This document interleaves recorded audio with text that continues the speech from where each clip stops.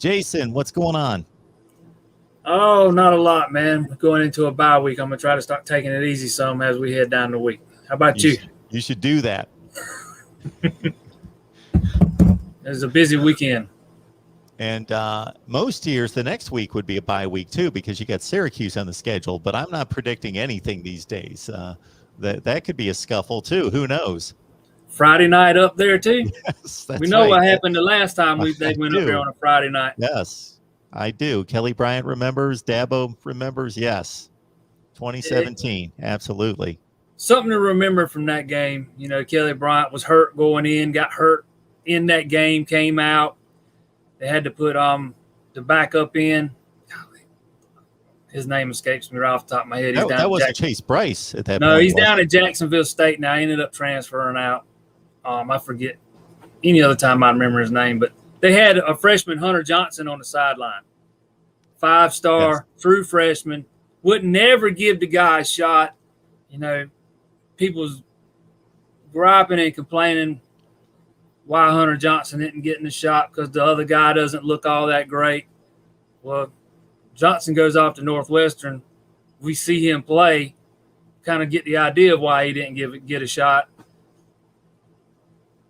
You got the name? I just looked up the name, and the reason this name came up recently was he threw that last-second touchdown pass against Florida State a few weeks ago, and as soon as I saw his name, I'm like, it's the old Clemson quarterback. Yeah.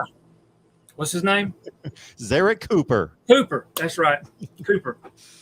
Yeah, he just didn't look that good in that game, and fans were clamoring for Hunter Johnson, you know, and that's what's going on now, you know, with the way DJ's playing this year. Fans are clamoring to get a look at Tyson Pumachan.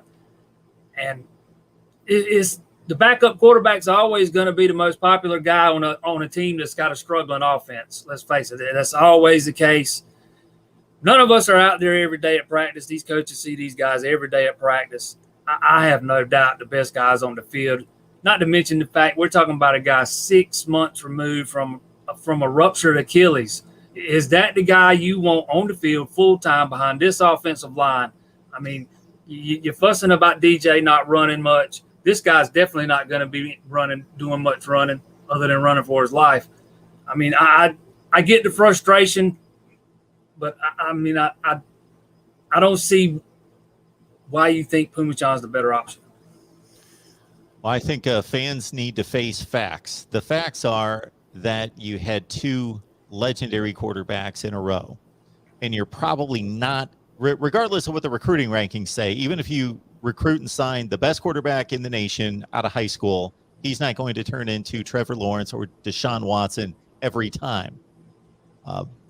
He may turn out to be just a capable quarterback. He may be a complete bust. I think DJ's somewhere in between right now. We've seen him light it up when everything was working last year, and we've seen him struggle this year, and it's not all his fault. Is he not playing well? Yeah, I would, you're the expert. You're watching every play. I'm watching the key spots of the game. So I saw every play of the Georgia game. I saw most of the BC game. I saw just the tail end of the Georgia Tech game and the key spots of the NC State game. And yeah, he's making some bad plays and bad decisions and bad throws.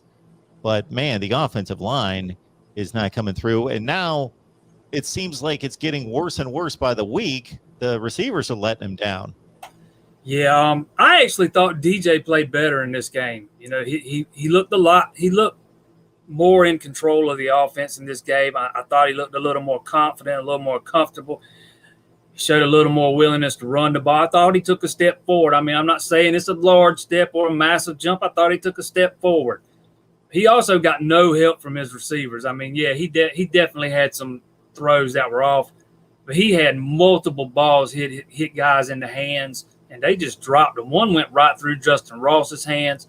He had a perfectly thrown back shoulder throw to Joseph Ngata late in that game that probably would have been a touchdown that he just dropped. And I don't think it was the only drop Ngata had.